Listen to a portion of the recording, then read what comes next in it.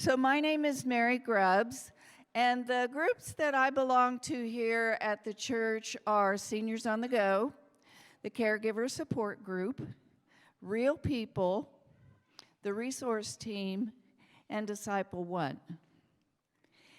I've grown up in the church, and I've gone to church my whole life, but I'll have to say I did not grow up in the Methodist church.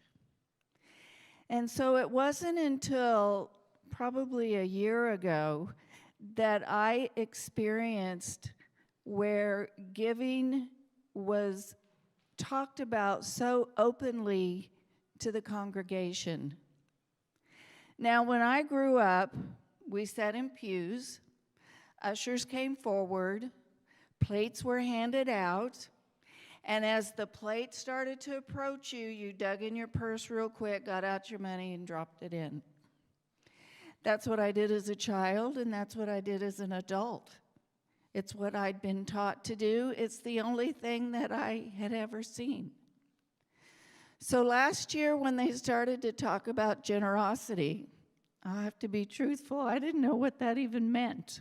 It's like, okay, generous how? And then I was introduced to this document. Now, Stacy probably spoke to this document in one of her sermons, and I listened, but I can't say that I really grasped it at that time. And I'm sure in one of our senior on the go meetings, Yvonne shared it with us. And again, I probably looked at it, but it still didn't hit home. And then one day, it showed up in my mailbox. Now, I don't know about you, but in my life, when something new comes to me 3 times, I'm supposed to pay attention.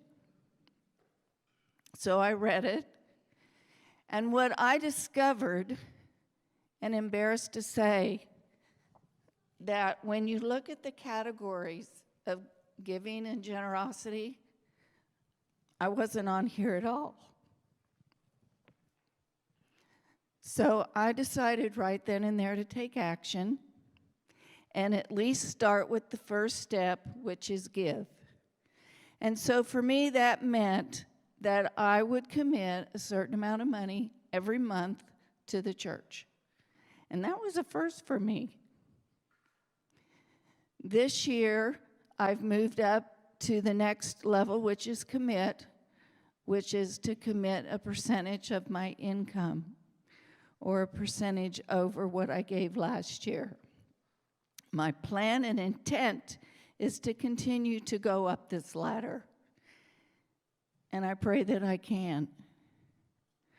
But what I've discovered is that having this plan and doing this work has helped me to grow in my faith.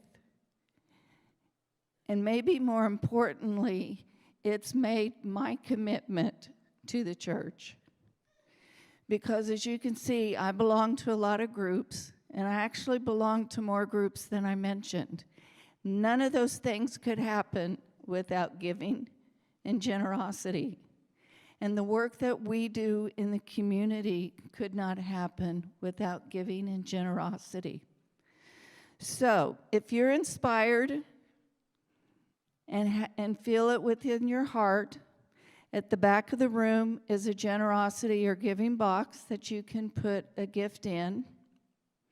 If you're worshiping with us online, or you prefer to do things online, there's a QR code on the screen and also at the back of the room that if you take your camera and a snapshot will take you to that same link. And if you can't do either of these, remember I said 3 times, you can always go to melissaumc.com/giving and get the giving link there. Thank you for letting me share with you my generosity story.